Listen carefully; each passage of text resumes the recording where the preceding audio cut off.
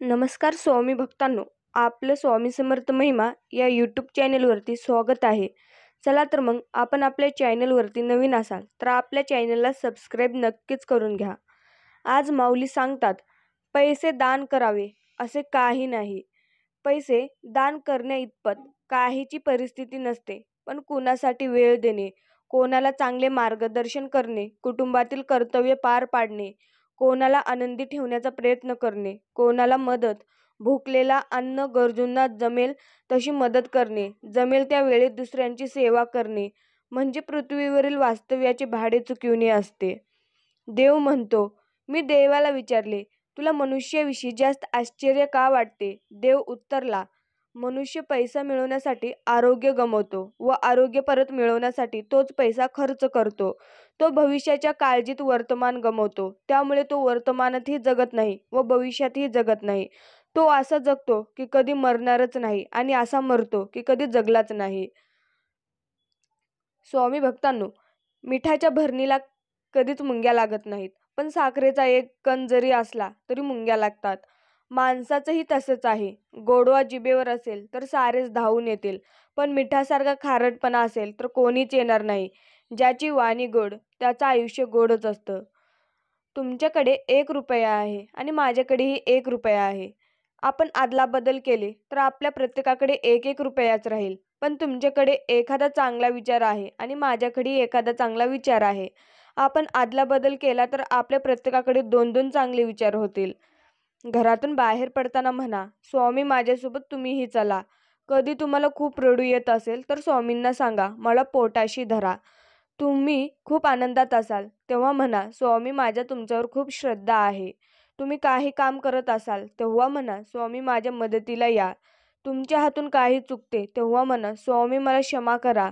तुम्ही रात्री झोपताना स्वामीविषयी कृतज्ञता व्यक्त करा आणि म्हणा, स्वामी तुमच्या मायेची उबदार पांघरून माझ्यावर घाला. स्वामी भक्तांनो, जर तुमचा स्वामी माऊलींवरती विश्वास असेल तर व्हिडिओला लाईक करायला, चॅनलला सबस्क्राईब करायला आणि कमेंटमध्ये श्री स्वामी समर्थ टाईप करायला विसरू नका. एक दगड कुत्र्याला मारा, तो लगेच पळून जाईल, पण तोच दगड उचला व मधमाशीच्या पोळ्याला मारा. त्या सर्व मिळून तुमच्यावर हल्ला करतील व तुम्हाला तिथून पळून जाण्यास भाग पाडतील. दगड तोच व मारणारा पण तोच. फरक आहे तो एकटे असण्याचा व संघटित असण्याचा. खूप फरक आहे व एकीने राहा, यश हे बरोबर आपल्या मागे येईल. जेवढा पैशांचा धावा करतो तेवढा धावा देवांचाही करत जा. कारण तुम्ही कमावलेल्या पैशाचा उपभोग घेण्यासाठी एक आयुष्य लागतं आणि आयुष्याची व्हॅलिडिटी वाढवून देण्यासाठी ताकद फक्त देवातच आहे, तुमच्या पैशात नाही. समस्या आणि समाधान परस्पर पूरक संकल्पना आहेत. जिथे समस्या आहे तिथे समाधानही असते. ज्याला संकटातील संधी शोधता येतात तो आयुष्यात कधीच निराश होत नाही. यश मिळो ना मिळो, समाधान मात्र अशा व्यक्तींना नेहमी मिळत जाते आणि मग आनंदासाठी धडपडावं लागत नाही. कारण जिथे समाधान असते तिथे आनंद हा असतोच. बोलून दाखवायचं नाही, बस लक्षात ठेवायचं कोण आपल्याशी कसं वागते. कारण बोलून वाईट होण्यापेक्षा शांत राहणे केव्हाही चांगलं. कारण लोक खोटे बोलून मने जिंकतात आणि आपण खरं बोलून सगळ्यांपासून दूर होतो. कोणीतरी आपल्याला मिळवण्यासाठी आसुल्य यावरून लगेच हरवू जाऊ नये. मिळवली जाते ती वस्तू, व्यक्ती नव्हे. ट्रॉफी मिळेपर्यंत तिचं कौतुक असतं, तिचा ध्यास असतो.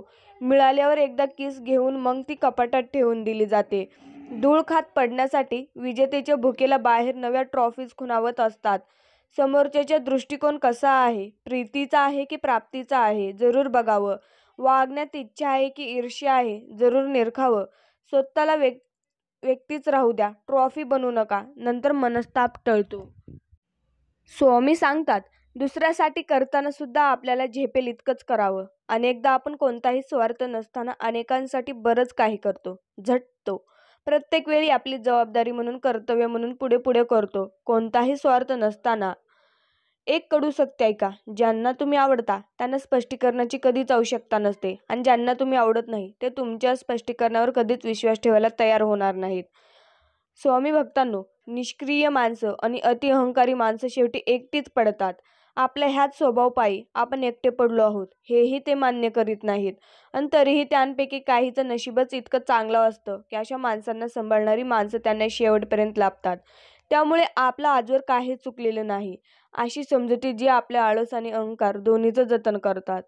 परमेश्वर माणसाच्या जीवनात कधीही ढवळाढवळ करीत नाही किंवा हस्तक्षेप करत नाही किंवा कोणाच्याही बाबतीत तो प्रॅक्टिकली किंवा फॉर्च्युनेशन म्हणजेच पश्चाताप करीत नाही. मानवी जीवनात निसर्गाचे नियम निर्णायक ठरत असतात. त्या सत्याने ज्ञान मानव जातीला लवकर होणे आवश्यक आहे. क्रिया तशी प्रतिक्रिया हा निसर्गाचा सर्वात महत्त्वाचा नियम असून या नियमाप्रमाणे मानवी जीवन साकार होत असते. या जीवन प्रवासात अनेक प्रवाह येऊन अगदी जवळून अलगदच निघून जातात. काही प्रवासांची गती, दिशा वेगळी तर काहींची अगदी मिळती जुळती असते. अशातच कधी कधी भिन्न प्रवासांची काही काळ भेट होते. वाटते आता आपली दिशा बदलेल, लहरी बदलतील, आपल्याला एक वेगळीच गती मिळेल. पण निसर्गाने काही वेळेचे ठरवलेले असते. काही क्षणातच अपेक्षांना तडे जातात आणि प्रत्येक प्रवाहांना वेगवेगळा उतार भेटतो. मार्ग तोच असो निसर्ग नियमित, पण आयुष्यभर त्या सुजल प्रवाहाला उगीच कोरडेपणाची जाणीव होत राहते. पण एक लक्षात गोष्ट चलते ती की हे सर्व प्रवाह शेवटी एकाच सागरात येऊन त्यांच्या अंधांकेतेत असीम काळावरीत विलीन होऊन जातात. पण मग त्यासाठी आयुष्यभराची प्रतीक्षाच असते. स्वामी भक्तांनो, गरिबाने सत्य बोललं तर संशयाने बघितले जाते आणि श्रीमंताने खोटे बोलले तर सत्य मानले जाते. ही दुनियाची रीत आहे. रडणं भोगायचं असतं, हसणं उपभोगायचं असतं. ह्याच कारणासाठी आनंदाला परिवार हवा, सगळे सोयरे हवेत, आनंदाला सहल हवी, दुःखाला घर हवं, कारणही हवं. आयुष्यात संगतीला फार महत्त्व आहे, कारण यश नेहमी चांगल्या विचारातून येते आणि विचार सोबतच्या व्यक्तीमधूनच येतात. इतरांशी चांगले संबंध असण्याबरोबरच माणसात माणूस टिकवता येणं हीही एक निकोप वाढ झालेल्या मनाचं लक्षण आहे. आपण इतरांशी कसे जोडलो जातो यापेक्षा आपण आपल्याभोवती किती चांगल्या लोकांना घट्ट बांधून ठेवतो हे जास्त महत्त्वाचे आहे. जगणं खूप सुंदर आहे. सतत सतत रुसू नका. एक फूल उमललं नाही म्हणून तुम्ही रोपाला तोडू नका. सगळं काही मनासारखंच होतं असं नाही, पण जेव्हा मनासारखं झालं होतं ते दिवस कधी विसरू नका. सुटतात काही हात नकळत, पण जे हात आहेत सोबत त्यांना कधी सोडू नका. हे वाईट दिवस तुमचे नक्कीच सरतील. तुमची मात्र तुम्ही हसणं सोडू नका. स्वतःला स्वतःची समजूत काढता आलं की नको त्या गोष्टीचा त्रास होत नाही. थोडंफार सहन करायला शिकलंच पाहिजे, कारण आपल्यातील बऱ्याच अशा कमतरता असतात ज्यांना समोरची माणसं सहन करत असतात. माझं नव्हे, आमचं म्हणा. घरातल्या सगळ्या माणसांनी उभा केलेला संसार सगळ्यांचाच असतो. त्यात सगळ्यांच्या कष्टाचा वाटा असतो. मग तू एकट्या कुटुंब प्रमुखाचा कसा असेल? बरेचसे लोक आपल्याविषयी बोलताना माझं घर, माझी शेती, मी आणि माझं असं बरंच काही बोलत असतात. म्हणून बोलावंसं वाटलं. आपल्याविषयी बोलताना आपलं कुटुंब गृहीत धरून बोलण्याची पद्धत असावी. म्हणजे आमचं, आम्ही असा त्यात शब्दप्रयोग असावा. त्यामुळे मीपणा संपून आपलेपणा निर्माण होईल आणि सर्वांच्या कष्टाला समान न्याय मिळेल. स्वामी भक्तांनो, त्याआधी तुम्ही आपल्या चॅनेलला सबस्क्राईब नक्कीच करून घ्या. माऊली म्हणतात, हळूहळू स्वयंपाकाची कला घरांमधून नाहीशी होते की काय अशी भीती वाटू लागली आहे. कोणाला घरी जाऊन भेटणे यापेक्षा हॉटेलमध्ये भेटणे जास्त प्रशस्त वाटू लागले आहे. कोणाच्या घरी जाणं झालंच तर चहाच्या ऐवजी कोल्ड्रिंक्स आणि नाश्त्याच्या ऐवजी ब्रँडेड चिवडा, लाडू किंवा समोसे आणि पॅटीज ऑफर्स होऊ लागले आहेत. स्वामी भक्तांनो, लक्षात असू द्या, चहाचा कप घेऊन तुम्ही खिडकीत बसलेले असता. अवतीभोवती पाहत हळूच चहाचा घुटका घेताना तुमच्या लक्षात येते, अरेच्चा, साखरच घ्यायला विसरलो की काय. पुन्हा जाऊन साखर घालायला कंटाळलेला तुम्ही कसाबसा तो कडू चहा संपवता आणि नजरेस पडते ती कपाच्या तळाशी बसलेली न विरघळलेली साखर. आयुष्य असंच असतं. सुखाचे क्षण तुमच्या अवतीभोवतीच असतात. त्यांच्याकडे जरा डोळासपणे बघायला शिकलं पाहिजे. एखाद्याशी हसता हसता तितक्याच हक्कानं रुसता आलं पाहिजे. समोरच्याच्या डोळ्यातलं पाणी अलगद पुसता आलं पाहिजे. मान अपमान मैत्रीत काहीच नसतं. आपल्याला फक्त समोरच्याच्या हृदयात राहता आलं पाहिजे. स्वामी भक्तांनो, माणसांचे खरे भांडवल हे पैसे नसून त्याचे विचार आहेत. कारण पैसे दुसऱ्यांच्या खरेदीत जातात, पण विचार स्वतःकडेच राहतात. माऊली म्हणतात, विश्वासघात करणाऱ्या माणसाला जॉब विचारण्यापेक्षा त्या व्यक्तीशी बोलणं सोडून देणे व पुन्हा जीवनात त्या व्यक्तीला महत्त्व देणे कायमचं बंद करणं हीच त्या व्यक्तीसाठी सर्वात मोठी शिक्षा असते. कारण जर अशा व्यक्तीला जाब विचारलं तर ती व्यक्ती शब्दांच्या जाळ्यात गुंतून स्वतः बाहेर पडेल व तुम्हाला पुन्हा संधी मिळाली की विश्वासघातच करेल. त्यामुळे पाहिले तर अशा व्यक्तींच्या संपर्कात कधीच राहायचे नसते व अशी व्यक्ती जर नात्यातील असेल तर अशा व्यक्तीला आपल्या सान्निध्यातून कायमचे दूर ठेवून त्यांना महत्त्व द्यायचे नसते, कारण त्यांना विश्वासघात करण्याची सवय लागली असते. अशी माणसं त्यांच्या जीवनात कधीच सुधारत नसतात. अगोदर समोरच्या व्यक्तीला विश्वासघात घेऊन पुढेही जीवनात विश्वासघातच करीत असतात. एखाद्याला समजून नाही तर त्याची जागी उभी राहून पाहायचं, मग समजण्याच्या पलीकडचंही उत्तर मिळत असतं. नाटक सुरू होण्याअगोदर आणि संपल्यानंतर टाळ्या वाजवून खूप प्रेम आणि प्रतिसाद दिला जातो. माणसाच्या बाबतीतही अगदी तसंच होत असतं. जन्माअगोदर प्रेम आणि मृत्यूनंतर भरभरून प्रतिसाद दिला जातो. खरं तर मधल्या काळातच त्यांना जास्त गरज असते. स्वामी भक्तांनो, जो प्रामाणिक राहतो त्याची किंमत लोकांना कळत नाही आणि जे लोकांना बोलायला लबाड व माणसांना गोल गोल फिरवण्यात पटाईत असतात ते लोक आज समाजात प्रिय असतात. परंतु सत्य हे कडू असले तरी ते पराजित होत नसते, तरी कालांतराने ते पटल्याशिवाय राहत देखील नाही. आपली प्रतिमा लोकप्रिय होण्यासाठी कधीही लबाडी करू नये, कारण ती कालांतराने उघड होते व आपली काहीच किंमत राहत नाही. लबाडी एक आखूड चादर आहे. ती तोंडावर घेतली तर पाय उघडे पडतात आणि पायावर घेतली तर तोंड उघडे पडते. म्हणून माणसाने आपल्या विचारांशी व आचारांशी नेहमी ठाम राहावे. लोकांना तबला नाही आवडत, ढोलकी आवडते. दोन्ही बाजूने वाजवता येते ना, म्हणून. सूर्याची काही गंमत असते. पूर्वेकडे असला तर सूर्योदय आणि पश्चिमेकडे असला तर सूर्यास्त. माणसाचं पण तसंच आहे. समोरच्या व्यक्तीच्या मनाप्रमाणे वागला तर चांगला आणि त्याच्या मनाविरुद्ध वागला तर वाईट. 100पैकी 90 संघर्ष मालकी हक्काच्या भावनेतून होतात. मग जिवंत माणसांना आपण वस्तू मानून तसाच व्यवहार करायला लागतो. खुर्ची आणि पत्नी सारखीच. स्वामी भक्तांनो, माझा हा विचार म्हणजेच हिंसा. त्यात विचारातून पैसा, पद, प्रतिष्ठा, मोठं घर या गोष्टी निर्माण होतात. कितीही मोठं घर बांधलं तरी ते पुरेसं आहे असं किती जणांना वाटतं. निघेल एखादा आता पुरे असं म्हणेल. दाराशी 2-3 गाड्या आहेत, पण हे सगळं बघायला मित्र, नातेवाईक तर सोडाच, शत्रूसुद्धा नाही. असं घडलं तर झोपडी परवडली असं वाटणार नाही का? माऊली म्हणतात, फार कमावून गमावण्यापेक्षा मोजके कमावून जतन करणे महत्त्वाचे असते. मग तो पैसा असो की माणूस.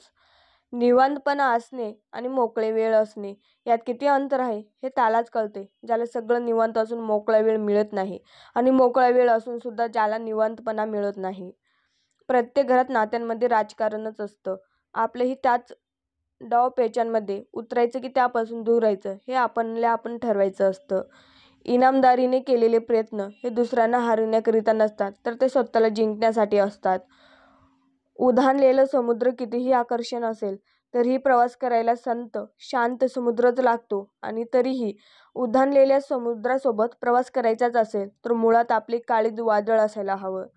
तुमच्या मिळकीत जर तुमच्या कुटुंबाच्या गरजा भागवणे इतकी असेल तर स्वतःला श्रीमंत समजा, कारण श्रीमंतीची व्याख्या आजपर्यंत कोणालाच करता आलेली नाही. जेवढ्या संपत्तीचा तुम्ही उपभोग घेता तेवढी संपत्ती तुमची असते. जास्तीची संपत्ती म्हणजे गाढवाच्या पाठीवरील सोन्याच्या गाठोड्यासारखी असते. ओझं सांभाळण्याच्या पलीकडे त्याला त्याचा काहीच फायदा किंवा उपयोग नसतो. खरं तर आयुष्याची गणितं बोटावर सोडवणे सोपी असतात, पण भीतीचे आकडे, समाजाची काळजी व क्षणिक सुखाची ओढ अख्खा हिशोब चुकवतात. एक गोष्ट लक्षात ठेवावी, कितीही कमावून ठेवले तर बाकी राहते शून्य आणि संकटकाळी आपल्या कामाला येते आपल्या चांगल्या कर्माचे हे पुण्यच. स्वामी भक्तांनो, जर तुम्हाला संदेश आवडत असेल तर व्हिडिओला लाईक करायला आणि चॅनलला सबस्क्राईब करायला मात्र विसरू नका. आयुष्य खूप सुंदर आहे, फक्त आनंदाने जगता आले पाहिजे. दिवसभर काय काय केलं, कोणाकोणाला किती वेळ रागवलं, कोणाचे मन दुखवलं, कोणाकोणाला आनंद दिला, कोणाच्या चेहऱ्यावर हसू आणले, काय नको तसे वागलो, काय हवे तसे वागलो वगैरे गोष्टींचा विचार करणे. त्यात टिपण म्हणजे अंतःकरणाची सेल्फी असते. मुळात शाश्वत असं काहीच नसतं. वेळेनुसार बऱ्याच गोष्टी बदलतात, परिस्थिती बदलते, माणसं बदलतात, त्यासोबत आपणही बदलायला हवं. बदल हा गरजेचाच आणि त्यातून मिळणाऱ्या चांगल्या वाईट अनुभवामधून शिकता यायला हवं. बदल स्वीकारता यायला हवं. ना कोणाची स्पर्धा असावी, ना कोणाचा द्वेष असावा, ना कोणाच्या पुढे जाण्याची आकांक्षा असावी, ना कोणाला कमी लेखण्याची गुर्मी असावी. फक्त स्वतःला सिद्ध करण्याची जिद्द असावी. स्वाभिमानी मरण स्वीकारावं की मृत्यूनेही टाहो फोडावं. शौर्याची डरकाळी अशी यावी, ऐकून शत्रूसुद्धा तडफडावा. दीर्घाया आयुष्याचं काय करावं, फक्त हितिशोध इतिहास घडावा. स्वामी भक्तांनो, माऊली म्हणतात, माऊली सांगतात, कर्म करणे हा माणसाचा स्वभावच आहे. याचाच अर्थ असा की कर्म केल्याशिवाय माणूस राहूच शकत नाही. विचार, उच्चार व आचार या 3 स्तरांवरून माणसांकडून कर्मे घडत असतात. सत्कर्म आणि दुष्कर्म असे कर्माचे 2 भाग पडतात व त्यातूनच प्रथम पाप पुण्याची निर्मिती होऊन ती शुभ नेती व अशुभ नेती निर्माण करण्यास कारणीभूत ठरतात. माणसाच्या सुखदुःखाला ही नेतीची कारणीभूत ठरत असते. स्वामी भक्तांनो, देवाला आपण घाबरले नाही तरी चालेल, पण आपण आपल्या कर्मापासून घाबरून राहा. शिव्या किंवा ओव्या, शाप किंवा आशीर्वाद, निंदा किंवा स्तुती, सुख किंवा दुःख यापैकी जे आपण दुसऱ्याला देऊ नये ते चुकता परत आपल्याकडे येणार हा चैतन्य शक्तीचा स्वभाव धर्म म्हणजेच निसर्गाचा नियम आहे व या नियमाला देव पण चुकलेला नाही. कोणाचाही द्वेष व मत्सर करावायचा नाही व दुसऱ्यांचे दुःख किंवा नुकसान करावायचे नाही. एवढेच व्रत जरी प्रत्येकाने स्वीकारले तरी सुद्धा समाजात सुख, शांती व समाधान स्थिर झाल्याशिवाय राहणार नाही. शिवाय असे करणे हे सर्वांच्याच हिताचे असते. याचे प्रमुख कारण असे की ज्याप्रमाणे घंटेतून निघालेला घंटानाद हा सर्व ठिकाणी फिरून घंटेकडे परत येतो किंवा समोर भिंतीवर फेकलेला चेंडू मारण्याकडे परत येतो, त्याप्रमाणे दुसऱ्याचे दुःख निर्माण केले तरी ते दुःख दुसऱ्यांना बाधा करून दुःख निर्माण करणाऱ्याकडे परत येऊन त्याच्याच मानगुटीवर येऊन बसते. ज्या माणसांच्या गरजा कमीत कमी असतात ती नेहमी समाधानच असतात. आपल्याला जे मिळणार आहे ते मिळाल्याशिवाय राहणार नाही, ते न मागता मिळणार आहे आणि जे कधीच मिळणार नाही ते जंग पछाडलं तरी मिळणार नाही. निसर्ग आणि नियती देण्यासाठी आतुर आहे. तुमच्याच आणि नियतीच्या मध्ये जर काही अडथळा येत असेल तर तो अडथळा म्हणजे तुमचे पसरलेले हात, मागण्या. एक छोटा मुलगा आपल्या 2 हातात पेरू देऊन उभा असतो. त्याची ताई हसत हसत म्हणाली, दादा, एक पेरू मला दे. तेवढ्यात त्याने ते पेरू हाताने कुरडला. त्याची ताई काहीच बोलली नाही. मुलाने दुसरा पेरूही दाताने कुरडला. आपल्या भावाची ही कृती बघून त्याची ताई नुसती बघतच राहिली व तिच्या चेहऱ्यावरील हसूच गायब झाले. तेव्हा तिच्या लहानग्या भावाने चिमुकली हात पुढे करून कुरडलेल्या 2 पेरूंपैकी एक पुढे केला व म्हणाला, ताई, हा घे, हा जास्त गोड आहे. ताईच्या डोळ्यात पाणी आले. प्रत्येक वेळी आपले निष्कर्ष बरोबरच असतील असं नाही.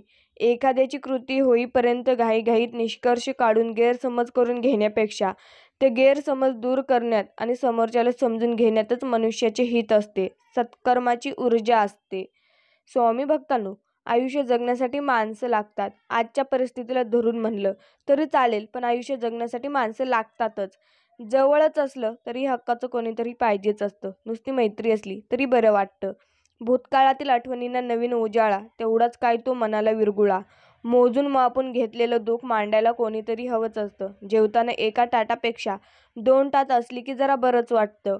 तक्रार करणारं, सतत बोलणारं कोणीही असलं तरी संवादाला कुठेतरी निमित्त सापडतं, बरं वाटतं. ह्याच्याही ज्याच्याशी पटत नाही कधी कधी ती सुद्धा माणसं आठवतात आणि स्वतःचाच हसायला येतं.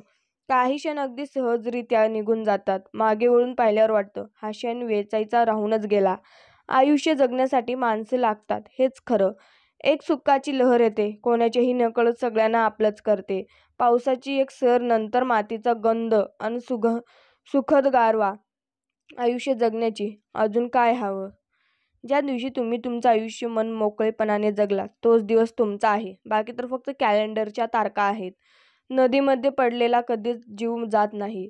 जीव तेव्हाच जातो जेव्हा पोहता येत नाही. परिस्थिती कधीच समस्या बनत नाही. समस्या तेव्हाच बनते जेव्हा आपल्याला परिस्थितीत हाताळता येत नाही. वर्षभरातून एकदाच येणाऱ्या लक्ष्मीचे मुहूर्त पूजन करण्यासाठी सर्वांचीच धडपड असते, पण आयुष्यभरासाठी आपल्या घरी आलेली तिला आधार देताना मात्र बऱ्याचदा मनावर झापड असते. लक्षात ठेवा, आपल्याला हवी असणारी माणसं आयुष्यात आली की आयुष्य सुंदर होतं, मान्य. पण जो ज्ञानी असतो त्याला समजवता येतं. जो अल्पज्ञानी असतो त्यालाही समजावता येतं. जो अज्ञानी असतो एक वेळ त्यालाही समजावता येतं. पण जे हरामखोर, हेकेखोर, गर्विष्ठ आणि माझा शब्द खरा असं मानणारे असतात त्याला काहीच समजून सांगता येत नाही. त्याला फक्त येणारी वेळच समजावू शकते. माऊली म्हणतात, तात्विक भांडण सर्वांशी होते, पण शत्रुत्व कोणाशीच ठेवू नये. खरं तर मतभेद एकमेकांशी असू शकतात, जरूर असावे, पण मनात कायम भेद ठेवू नये. एखाद्याशी वाद घालावा, पण वादावादी न करता क्षणात सुसंवाद साधावा. अहंकार ह्याच या सर्वांचं मूळ आहे. तो विनाकारण बाळगू जगू नये. शेवटी मृत्यू हे सुंदर शाश्वत वास्तव्य आहे. त्याचे स्मरण असावे, भय नसावे. माणूस आयुष्यभर आपलं कोण, परकं कोण हे शोधत राहतो. छे, या शोधण्याच्या गोष्टी नाहीत, तर स्वतःला निर्माण करण्याची गोष्टी आहेत. अर्थात काहींना हे लवकर ध्यानात येतं, काहींना वेळ हातातून निघून गेल्यावर. वेळ सोडून ह्या जगात कोणीच अचूक न्यायाधीश नाही. कारण वेळ चांगली असेल तर सगळे आपले असतात आणि वेळ खराब असेल तर आपले पण परके होतात. वेळच माणसाला आपल्या व परक्याची ओळख करून देते. इतरांशी चांगले संबंध असण्याबरोबरच माणसाला माणूस टिकवता येणं हेही एक निकोपवाट झालेल्या मनाचं लक्षण आहे.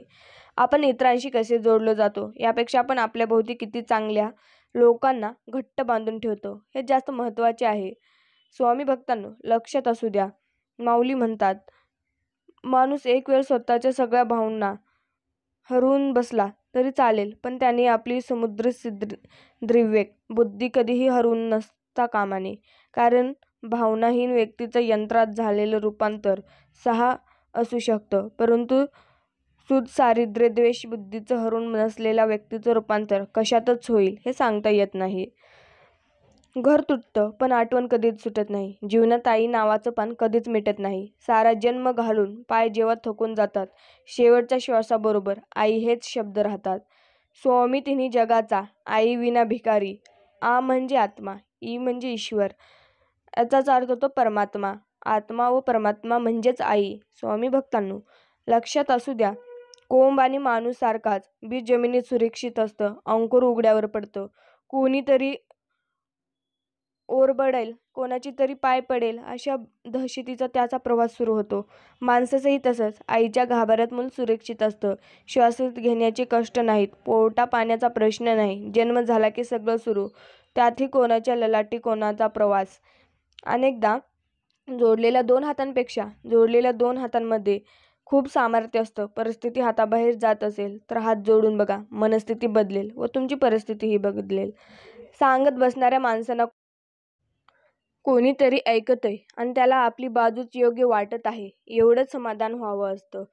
तेवढ्यामुळे त्यांना पुन्हा जगावंसं वाटतं. आपलं काहीही चुकलेले नाही ही भावनाच माणसाला नव्या क्षणांचं स्वागत करण्याचं बळ देते. जगणं सोपं आहे, फक्त काड्या करणाऱ्याच्या नाड्या लक्षात आल्या पाहिजे. स्वामी भक्तांनो, झाडाला लागलेला एखादा बहर जसा दरवर्षी येतो तसंच काही असावं माणसाच्या वाढदिवसाचं सुद्धा, पण त्यातही नाविन्यही असतंच. रंगभूमीवर रंगून आलेल्या नटनट्या मोठ्या सुंदर भासतात. तेथे खरे स्वरूप आपल्याला तेथे कुठे दिसतंय? माणसाच्या विचारांचंही तसंच आहे. जगात प्रत्येक मनुष्य तत्त्वज्ञान सांगत असतो, पण जे सांगताना त्याचा हेतू सत्य शोधण्याचा नसतो, उलट सत्य लपवण्याचा असतो. माणसाचे तत्त्वज्ञान म्हणजे त्याने स्वतःच्या दुबळेपणावर घेतलेला पांघरूणच असतो. चुका होत जातील, तुम्ही सुधारत जा. वाट सापडत जाईल, तुम्ही शोधत जा. माणसं बदलत जातील, तुम्ही स्वीकारत जा. परिस्थिती शिकवत जाईल, तुम्ही शिकत जा.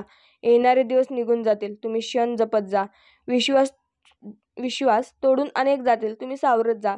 प्रसंग परीक्षा घेतील, तुम्ही क्षमता दाखवत जा. काही सत्य तर आधीच माहिती असतात, फक्त बघायचं एवढंच असतं की लोक खोटं कोणत्या पातळीपर्यंत बोलू शकतात. एखाद्याला समजून नाही तर त्याची जागी उभं राहून पाहायचं, मग समजण्याच्या पलीकडचंही उत्तर मिळत असतं. जन्माला येतोस तेव्हा निरागस असतोस, नंतर हळूहळू स्वभावामधले रंग चढवतोस. मग तू नेमका कसा आहेस हा प्रश्न विचारायला भाग पडतोच. खरंच माणसा, तुझा रंग कसा? उद्याही आज आहे तसाही राहशील याची खात्री नाही. आयुष्याच्या शर्यतीत रोज नवनवीन मुखवटे चढवतोस, म्हणून विचारावंसं वाटते, माणसा तुझा रंग कसा? वयाच्या प्रत्येक टप्प्यावर तुझ्या बदल होताना दिसतो.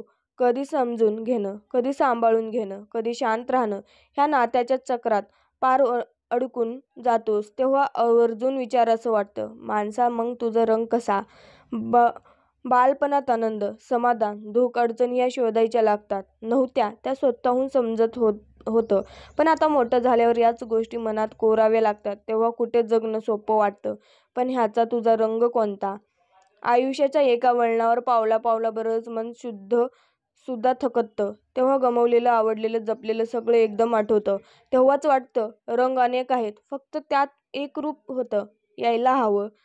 स्वामी भक्तांनो, आयुष्यात खरं तर 7 साधं सरळ असतं. माणूस त्याला विनाकारणच गुंतागुंतीचं करणाऱ्या मागे लागलेला असतो. आयुष्य म्हणजे काय हे शिकण्यासाठी तत्त्वज्ञानाची मोठी मोठी पुस्तके वाचण्याची काही एक गरज नाही.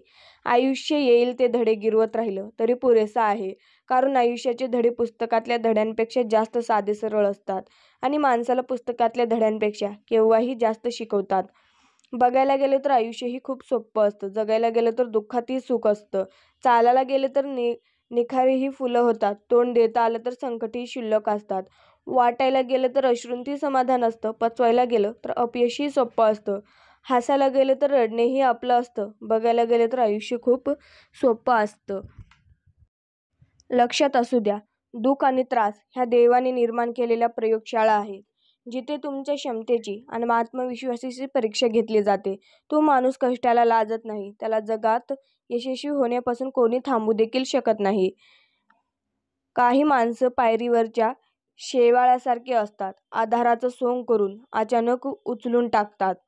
धर्म की कर्म मुळासकट उन्मळून पडण्याच्या स्थितीत असलेल्या झाडाला परत सन्मानाने उभं करण्याची टेकू देणाऱ्या त्यांच्याच बिरादीतल्या भार पेलून उभ्या राहणाऱ्या बांबूला, झाडाला बहर आणि नवसंजीवनी मिळाल्यानंतर अलगद बाजूला फेकून दिलं जातं. झाड धर्म विसरतो आणि कर्माच्या मागे लागतो. मग बांबू मात्र आपला धर्म सोडत नाही. तो परत नवीन ऊर्जा घेऊन परत नवीन एखाद्या कुटुंबाचा भार घेण्याची सज्ज असतो. जे दुसऱ्यांच्या अनुभवावरून शिकतात ते खरे शहाणे. जे स्वतःच्या अनुभवावरून शिकतात ते दीड शहाणे आणि जे कोणाच्याच अनुभवावरून शिकत नाहीत ते पेडगावाचे शहाणे. उगवणाऱ्या सूर्याचे आणि पळणाऱ्या घोड्याचे चित्र भिंतीवर लावून प्रगती होत नसते. प्रगती करण्यासाठी सूर्योदयाच्या आधी उठून घोड्याच्या वेगाने कष्टाची दौड करावी लागते. जीवनातील कोणत्याही दिवसाला दोष देऊ नका, कारण उत्तम दिवस आठवणी देतात, चांगले दिवस आनंद देतात, वाईट दिवस अनुभव देतात, तर अत्यंत वाईट दिवस आपल्याला शिकवण देतात. आजचा तुमचा दिवस असाच आनंदात जावं. उपवास हा नेहमी अन्नाचाच का करावा? कधी कधी वाईट विचारांचाही करावा. कधीतरी उपवास अहंकाराचा करावा.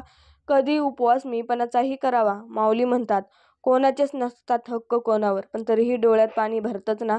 मुळात अपेक्षा करू नये, पण तरीही आस लागतेच ना. हिशोब मांडायचाच सारा तर आकडे पडतील कमी. तरीही सुख मोजताना पापण्या भिजतातच ना. लाख झाला असेल मनाचा दगड पण तरीही आठवणीला त्याला पाझर फुटतोच ना. जडलेली नाती तुटताना मनात वेदना होतातच ना. या सगळ्यातलं हाती उरायचं नसते. असते फक्त एक शून्य, पण तरीही जीव जडतोच ना. आयुष्य बिनधास्त जगायचे. कोणाची वाईट चिंताची नाही. कोणाबद्दल वाईट करायचे देखील नाही. कोणाच्या मागे वाईट बोलायचे नाही. फक्त स्वतःशी प्रामाणिक राहून जगायचं. काही कमी पडत नाही आणि फरक तर अजिबात पडत नाही. कोणी बोले तर वाईट वाटून घ्यायचं नाही. लोकांची विविध रूपे असतात. कुठल्या तरी लहान कारणासाठी नाराज होऊन बसतात, ज्यांच्याशी तुमचा काही संबंध पण नसतो. कोणाला कितीही वाईट बोलो किंवा वाईट करण्याचा प्रयत्न करो, कोणाच्या आयुष्याचं डोकावायचे नाही. कोणाविषयी मागे वाईट चर्चा करायची नाही. फक्त स्वतःबरोबर दुसऱ्यांचे हित चिंतायचे. जिंदगी मस्तीत पण शिस्तीत जगायची. थंड पाणी आणि गरम इस्त्री जसे कपड्यांवरच्या सुरक्त्या घालवतात, तसेच शांत डोके आणि उबदार मन आयुष्यातील चिंता घालवतात. स्वामी भक्तांनो, दोन समांतर रेषा पाहिल्या आहेत का तुम्ही? इन्फिनिटीपर्यंत गेलेला तरी कधी म्हणजे कधीच भेटत नाही. एकमेकांना असं गणिताला नियम सांगतो. पण गणितापलीकडे पाहिलं तर ह्या आपल्या मळकट आकाशाच्या पलीकडच्या आकाशात असलेच की काहीतरी या दोन समांतर रेषांना जोडणारं असणारच. दमून गेलेल्या या दोन समांतर रेषा वाट पाहत राहतात की एक दिवस काहीतरी जादू होईल आणि गणिताला हा नियम बदलेल. दोन समांतर रेषा पाहिल्या आहेत तुम्ही? हं. माऊली म्हणतात, सुखी होणं आणि यशस्वी होणं या दोन सर्वस्वी वेगळ्या गोष्टी आहेत. तुम्हाला जर आयुष्यात यशस्वी व्हायचं असेल तर पैसे कमवा, माणसे जोडा, वेगवेगळे हजार उद्योगधंदे करा. पण तुम्हाला जर आयुष्यात सुखी व्हायचे असेल तर आयुष्यात काहीतरी होईल ध्येय ठेवा. ते ध्येय गाठण्याचं तुम्ही अपयश व्हाल किंवा यशस्वी व्हाल, पण अविरत ध्येय गाठण्याच्या प्रयत्नात हा प्रवासात तुम्हाला दुःखी व्हायला कधी एक क्षण देखील वेळ मिळणार नाही, हे मात्र नक्कीच. माणूस गोंधळून जातो तेव्हा आणि असहाय्य होत तेव्हाच, दुसऱ्याकडे धाव घेताना. माऊली होणं सोपं काय? तर समस्या ज्या पातळीवरची आहे त्या पातळीपर्यंत जाण्याची क्षमता. आपणही त्या अर्थानं स्वामी होऊ शकू, पण माणसं शब्द पातळीत ह्याची शाश्वती नाही. लोकप्रिय होण्यासाठी कधीही लबाडी करू नये, कारण ती कालांतराने उघड होऊन आपल्याला काहीच किंमत राहत नाही. स्वामी भक्तांनो, फुटलेल्या काचेत चेहरा बघितला की आपण स्वतःला तुटलेले, विखुरलेले दिसतो. वास्तव्यात आपण असतो एकसंधच. गढूळ पाण्यात आपण स्वतःला गढूळच दिसतो, तर नितळ पाण्यात नितळ. थोडक्यात समोरच्या माणसांचे गुणधर्म जसे तशी ते आपली प्रतिमा तयार करते. अशा वेळी स्वतःला स्वतः इतकं दुसरं कोणीच ओळखू शकत नाही, हे लक्षात ठेवायचं. म्हणजे स्वतःविषयी अकारण शंका निर्माण होणार नाही. वादळं जेव्हा येतात तेव्हा आपण आपल्या मातीला घट्ट रुजून राहायचं असतं. ती जितक्या वेगाने येतात तितक्याच वेगाने निघून जातात. वादळं महत्त्वाचे नसते. प्रश्न असतो आपण त्याशी कशी झुंज देतो आणि त्यातून कितपत त्या अवस्थेत बाहेर येतो याचा असतो. काहीतरी निसटल्याची जाणीव झाल्याशिवाय काहीतरी जपावे असं सुद्धा वाटत नाही आणि काहीतरी निसटल्याची जाणीव नेहमी उशिराच होते. नातं दोन्ही बाजूंनी सांभाळायचं असतं. प्रत्येक वेळी समोरची व्यक्ती समजून घेईल या आशेवर बसायचं नसतं. समोरच्या व्यक्तीला ही मन आहे हे पाहायचं असतं. नेहमी आपणच बरोबर आहोत हे धरून बसायचं नसतं. नातं दोन्ही बाजूंनी सांभाळायचं असतं. कधीतरी समजण्यापेक्षा थोडं समजून घ्यायचं असतं.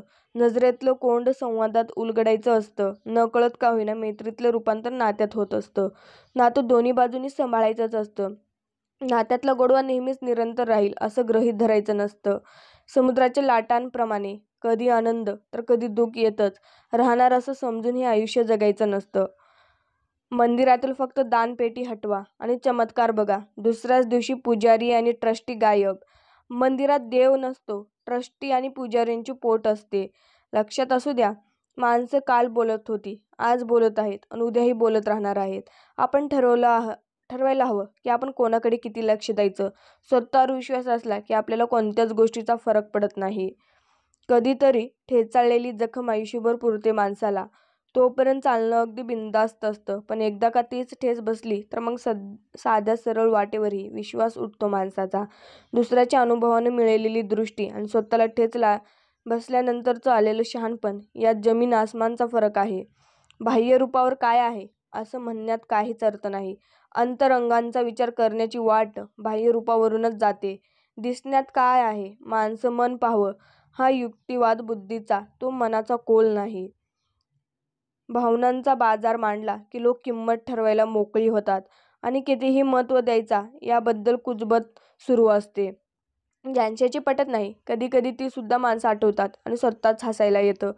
काही क्षण अगदी सहजरित्या निघून जातात. मागे वळून पाहिल्यावर वाटतं हा क्षण वेगायचा राहूनच गेला. आयुष्य जगण्यासाठी माणसं लागतात हेच खरं. एक सुखाची लहर येते, कोणाच्याही नकळत सगळ्यांना आपलंसं करते. पावसाची एक सर, नंतर मातीचा गंध आणि सुगंध, गारवा. आयुष्य जगण्यासाठी अजून काय हवंय? स्वामी भक्तांनो, लक्षात असू द्या, जन्मासोबत प्रवास सुरू होतो. सुरू केलेला प्रवास कुठं संपणार हे माहिती नसतं. वाटावळणे घेत घेत आयुष्य अशा ठिकाणी आणून सोडतं की ज्याचा स्वप्नातही कधी विचार केला नसतो. क्षणाक्षणाला क्षण रंग बदलतो, आयुष्य काट टाकतं. कौतुकाचा सोहळा तोपर्यंत साजरा केला जातो जोपर्यंत तुमची गरज असते. एकदा का गरज संपली की वेळात वेळ काढून निंदेची खिरापत घरोघरी वाटली जाते. तोडजोड हेच आयुष्याचे, जीवनाचे श्रेष्ठ मूल्य आहे. तोडजोड करीत मार्गक्रमण करणारा माणूसच जीवनात सुखी व यशस्वी होऊ शकतो. म्हणून जीवनाला सुखदुःखांचा तडा न जाता सुखाची जोड म्हणजेच तडजोड होय. तडजोड करायला अक्कल लागत नाही, परंतु तडजोड करायला मात्र शहाणपण नक्कीच लागते. दुसऱ्याच्या आशेवर बसणं म्हणजे स्वतःच्या उरावर बसून खड्डं खोदण्यासारखं आहे, ज्यात तुम्हीच पडाल. माणूस एक सवडीनुसार वागत असतो. चहात माशी पडली तर चहा फेकून देतो, पण साजूक तुपात माशी पडली तर ती माशी फेकून देतो, तूप नाही. अगदी तसंच आवडत्या माणसाने चूक केली तर काही न बोलता ती पोटात घालतो, पण जर न आवडत्याने केली तर आकडा तांडव करून बोभाटा करतो. एकीकडे जिवंत माणसांची मन दुखवायची आणि दुसरीकडे खूप देवपूजा करायची म्हणजे सगळी पाप धुतली जातात. हे जगातील सगळ्यात मोठी अंधश्रद्धा आहे.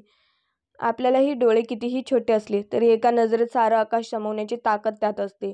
तसेच आयुष्याचंही आहे. ती एका देवाने व निसर्गाने आपल्याला दिलेली अमूल्य देणगी आहे, जे जगण्याची मनापासून पूर्णपणे इच्छा असायला हवी.